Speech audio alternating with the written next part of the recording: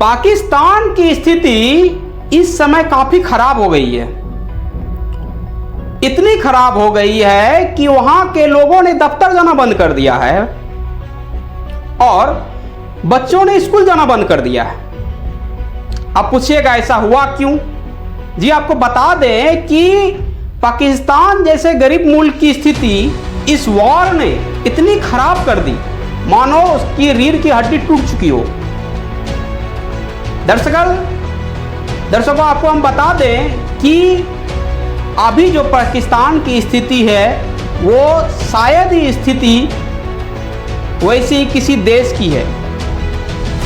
आप जान रहे हैं कि ये जो युद्ध चल रहा है वो इजराइल, ईरान और अमेरिका के बीच में चल रहा है, लेकिन इस युद्ध का अगर जहां सबसे ज्यादा इफेक्ट कहीं पहुंचा है तो वो पाकिस्तान में।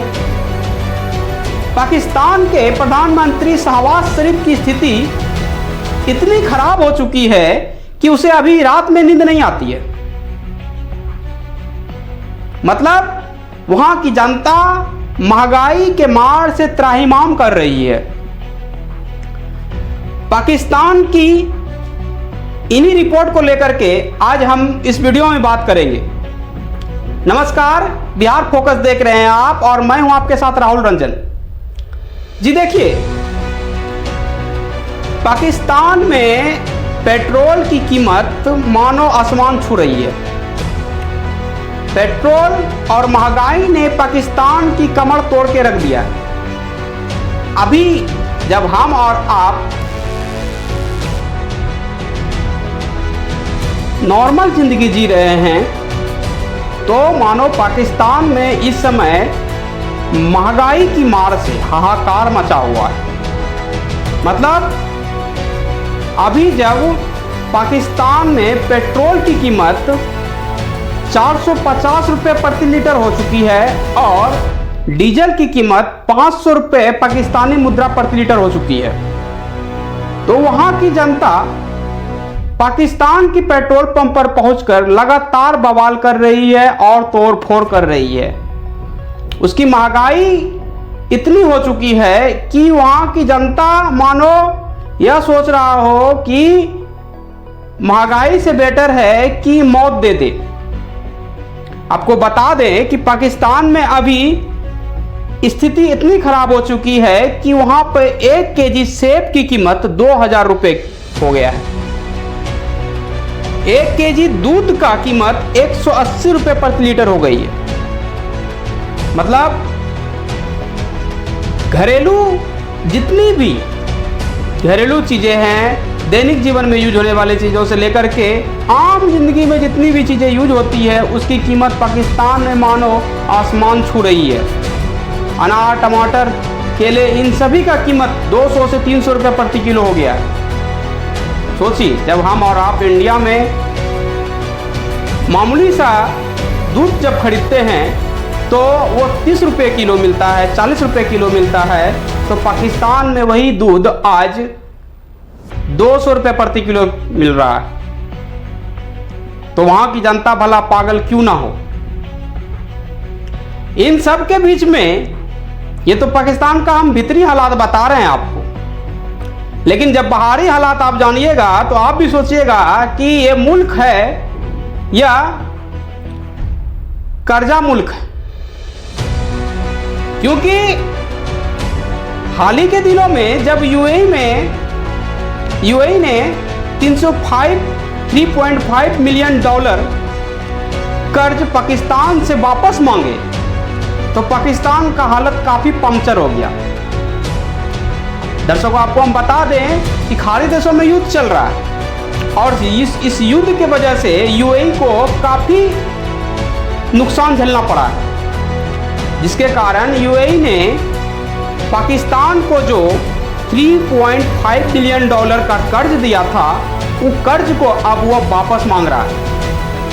और उसके साथ साथ चाइना जिसको वो अपना परम मित्र समझता है, उसने भी जले पे नमक छिड़कने का काम किया है और उसने भी अपने 220 मिलियन डॉलर वापस मांगे हैं। जो कर्जा दिए थे। अब आप सोचिए कि जिस समय पाकिस्तान की स्थिति घर में खाने की स्थिति के लिए इतनी महंगाई त्राहिमाम हो चुकी है, तो उस समय वो कर्ज कहां से वापस करता है। हो सकता है कि अगर पाकिस्तान इन पैसों को वापस कर भी दे तो पाकिस्तान की स्थिति इतनी खराब हो जाएगी कि वो उठ के पानी नहीं पी पाएगा। मतलब वहाँ की जनता को महंगाई का वो स्तर देखना पड़ेगा जिससे मानो कि वो मौत को ही कुछ चुने। अभी जब हम और आप इस युद्ध के वजह से नॉर्मल सी महंगाई को, मतलब ना के बराबर महंगाई को देख रहे हैं, तो वही पाकिस्तान में स्थिति काफी खराब है, भयावह है। वहां पे पेट्रोल पंप पे मार हो रहा है।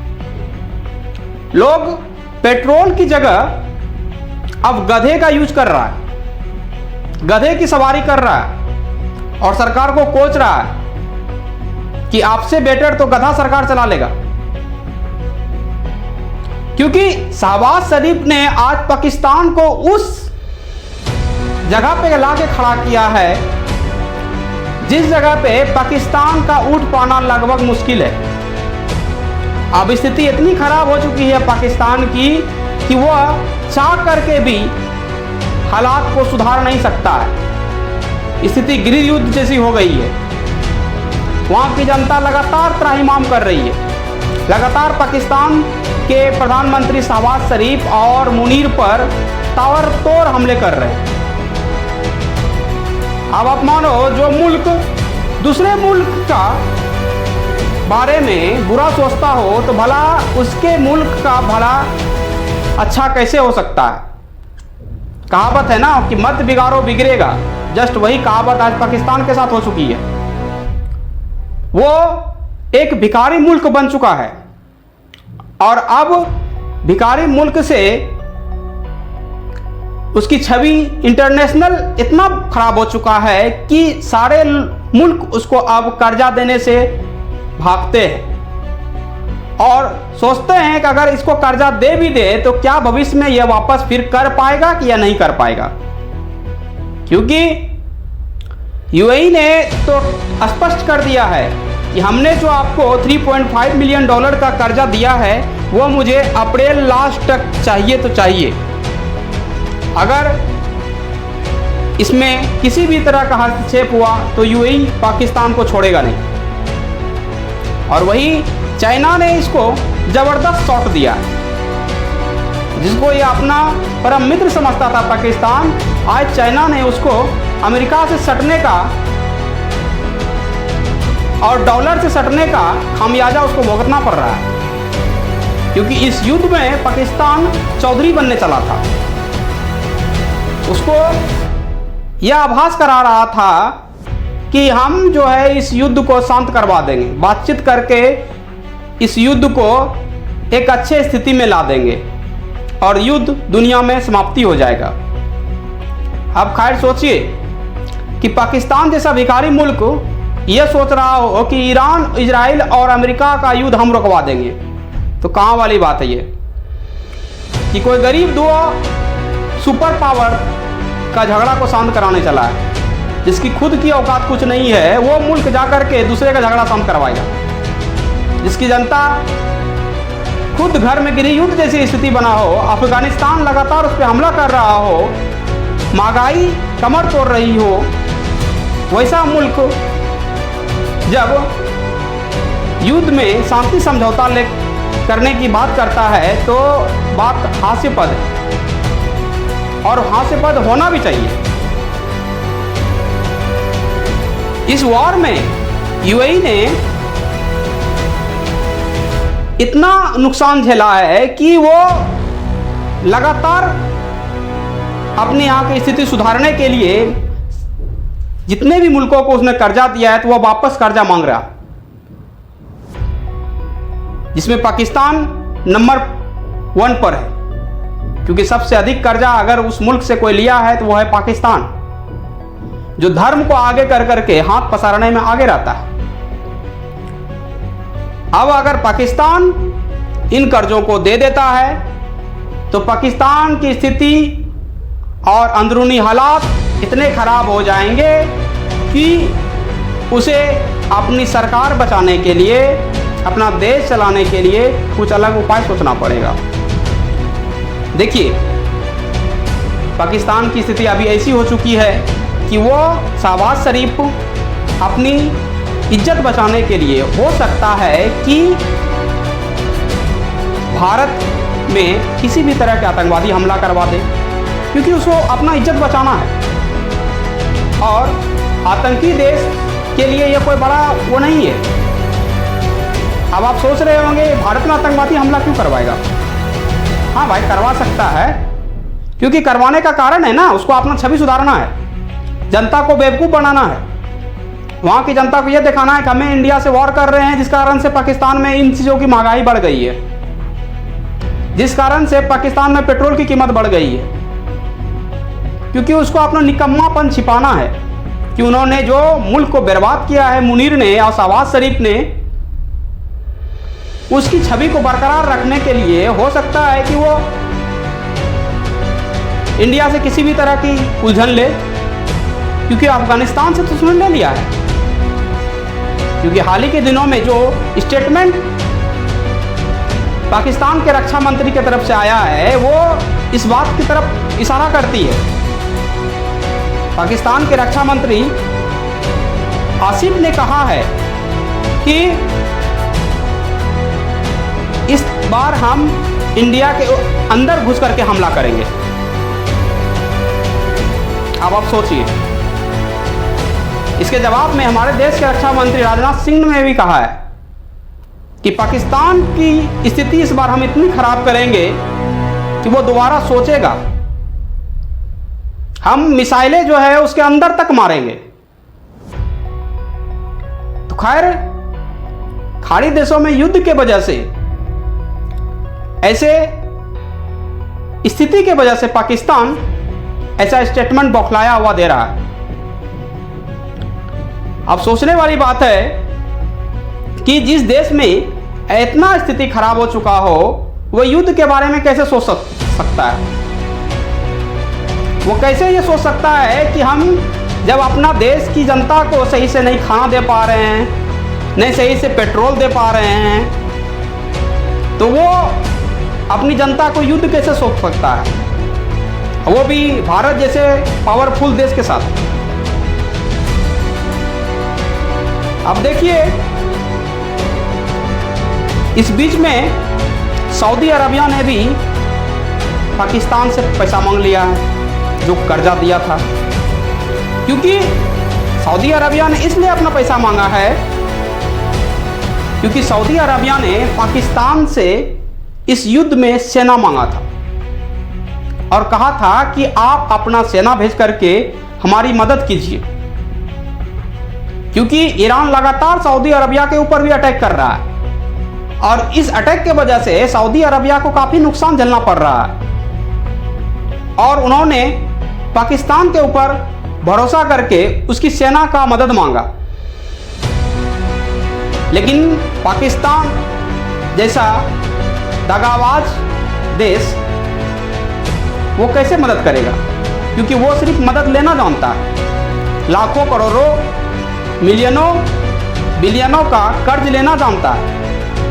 उन्होंने सऊदी अरबिया से जब यह कर्ज लिया था और यह जब समझौता किया था कि आने वाले समय में किसी भी तरह की स्थिति आपकी अगर ख़राब होती है तो हम मदद करेंगे, और जब सऊदी अरबिया की स्थिति अभी ख़राब है और वो लगातार पाकिस्तान से सेना की मांग कर रहा है कि सेना भेज करके हमारी मदद कीजिए, तो पाकिस्तान मुँह कर रहा है।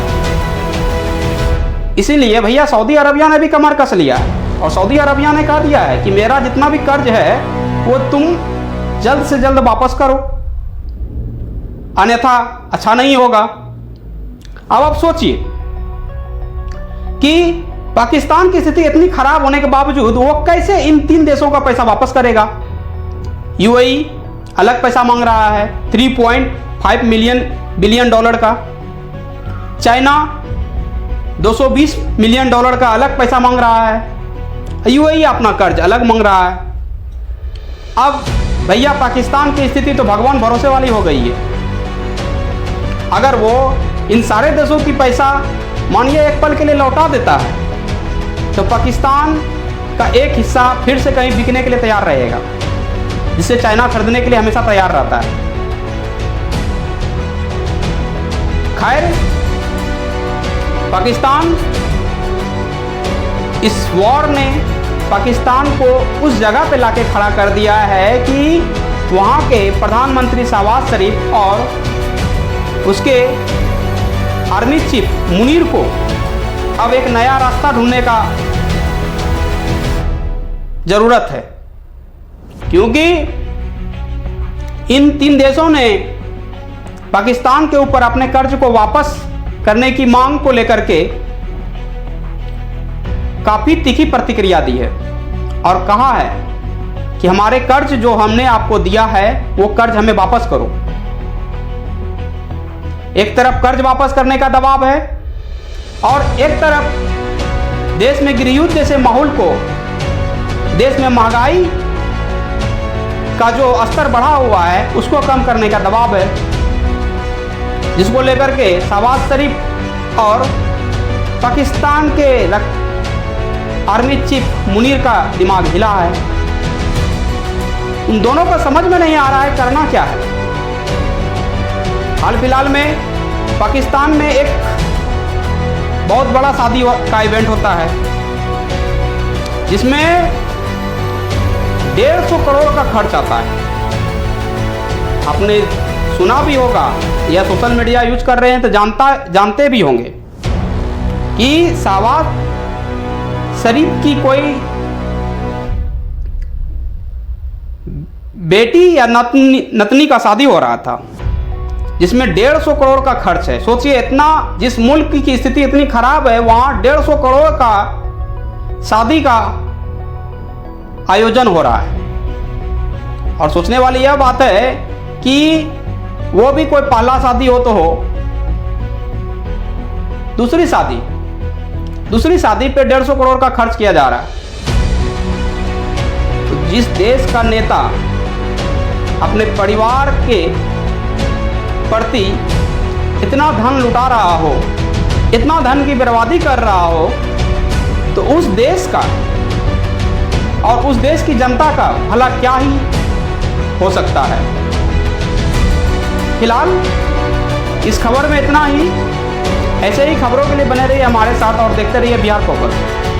अगर यह वीडियो आप YouTube पे देख रहे हैं तो चैनल को सब्सक्राइब कर लीजिए, और अगर ये वीडियो आप फेसबुक पर देख रहे हैं तो चैनल को फॉलो कर लीजिए और बने रहिए हमारे साथ, ताकि देश दुनिया की तमाम खबरें हम आपके तक पहुंचाएं और हमारा और आपका संबंध और गहरा हो। धन्यवाद।